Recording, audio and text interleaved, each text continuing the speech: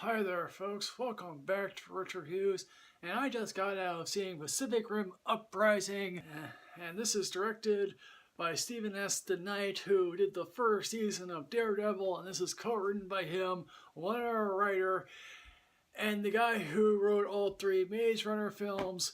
Let me confess, I had no interest in seeing this film, but I decided to review it anyway, because the first Pacific Rim film, again, I didn't hate that film. I thought, okay, this is a marginally enjoyable film. Had some great, decent actors. Idris Elba, Charlie Hunnam, Ron Perlman shows up, Charlie Day, Ben Gorman, But here you're saying now it's directed by Guillermo del Toro. Now, I'm not the biggest del Toro fan, but he thought to himself, okay, let me make a Godzilla film without Godzilla. And he successfully succeeded in that. And basically, del Toro went on to do other films. And there's a difference between Stephen S. The Knight and del Toro. Del Toro won an Oscar. After seeing this, Stephen Knight should go back to doing television because, quite frankly, there's nothing here. Okay, so apparently the plot, if you call it a plot, involves, the son of the Idris Elba character, who's forgettable because I don't really care to know his name.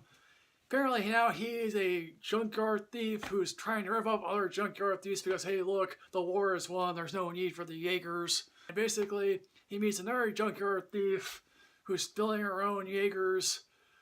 And what do you know, they're caught. And a half-sibling of the John Boyega character who's Chinese, I think, or Korean. Trust me, again, I don't really care.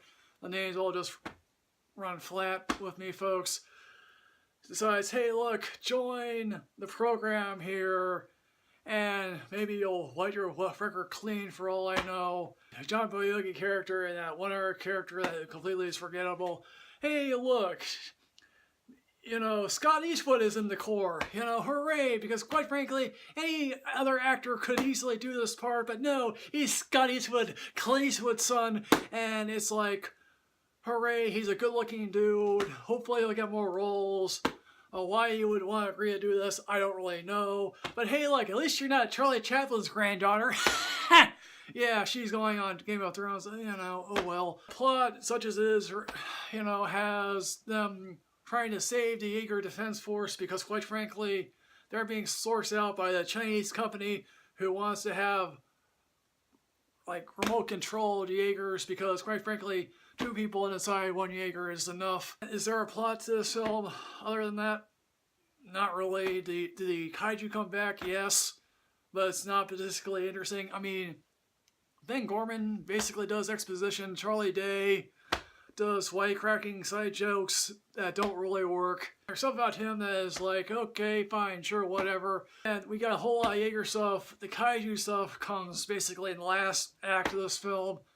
And I'm just thinking to myself, okay, great.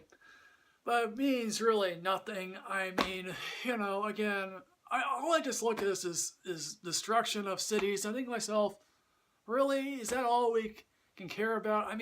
Del Toro brought a spin on that, I guess. But it's like, one of the things is, I saw this at the Alamo, and before this film was showing, they were showing other stuff that had other robotic things in it, and one of them was Voltron. And you know what? I've been waiting for a Voltron film my whole entire life.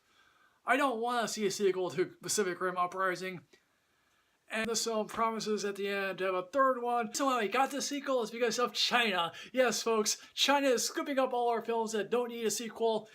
And if our current president decides, oh, look, I want to start a trade war, well, scratch it. Yeah, start a trade war so China can then not block these films from being shown in theaters because, quite frankly, maybe Hollywood, they can then learn a lesson about, oh, look, films that don't do well overseas don't need a sequel, folks. Yes, yes! So in the end, folks, Pacific Rim Uprising, quite frankly, was a waste of time. It clearly is a waste of your time. Stephen and I should go back to Daredevil. What I want to say here, folks, is that, yes, Pacific Rim Uprising is only good when you're drunk. If you're seeing this at the Alamo Theater, please get yourself a beer and laugh yourself silly with this film because, quite frankly, I know, again, maybe this will be Black Panther this weekend because everyone is sick of Black Panther. Pacific Rim Uprising, have you seen it? Did you care at all? like, what's a Godzilla film that you absolutely love, or what's your favorite kaiju? I don't know. Trust me, folks, I'm grasping at straws here. I'll see you next time, folks. Yes,